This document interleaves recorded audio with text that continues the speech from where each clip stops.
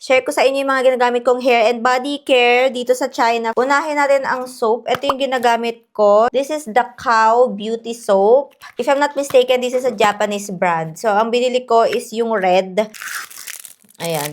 Tatlo tong binili ko. Yung isa, habang naliligo ako, dumula sa kamay ko, nalaglag sa toilet. Kasi 'di ba, squat toilet yung gamit nila dito sa China. So, ito yung isa, tapos yung isa naman, nandun yun yung ginagamit ko ngayon. Next naman is itong cleansing oil from Bioderma. Nakalahati ko na siya. Kasi bihira ko lang din to gamitin eh. Hindi ko na to i-repurchase kasi parang wala siyang kwenta. Pwede siya sa body, face, and hands. Pero ako sa body ko lang to ginagamit. Gamit kong shampoo is from Fino. Ayan. Nakakaisa pa lang ako nito eh kasi matipid ako sa shampoo dahil nga ang hair ko is hindi naman ganun kahaba. Long lasting yung amoy nito sa hair and malambot din siya. So, ang gamit kong conditioner is a hair mask from Fino rin. Ito yung Barbie edition nila. Ang ganda ng packaging, 'di ba? Tapos bumili na lang ako ng refill. Ayan. So guys can see, gamit na gamit ko tong hair mask na to. Nagre-refill lang ako dito lagi. Mga once or twice a week lang ako nagba-body scrub. Ang ginagamit ko is from Dove. Ubos na to. Sobrang bango nito guys. As in, pag ginagamit ko to talagang yung buong CR, ang bango. Hindi ko alam kung Sakura or Cherry Blossom variant to. Ngayon ko lang ulit naalala, magre-repurchase na ako nito mamaya. After ko naman maligo, syempre, maglo-lotion tayo. Pero ito, bihira ako siyang gamitin. Both are from Vaseline. Ito yung unang-una kong tinry, the Niacinamide Glowing. Nung dumating kami dito sa China, winter, kaya malamig. Kaya ito yung binili ko.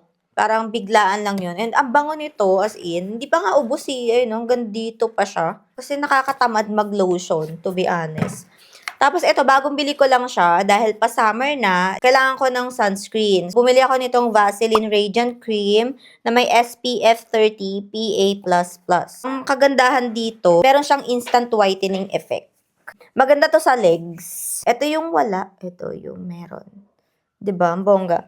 Sobrang bango pa. To be honest, mas gusto ko ang dry body oil kaysa sa lotion. Wina-wash ko lang yung hair ko every other day. Pag hindi ako nagwa-wash ng hair, nagda-dry shampoo ako. Ito yung gamit ko from Batiste, yung Blush Blossom na variant. Instant oil removal and long-lasting volume. Nakaka-volume din siya ng hair.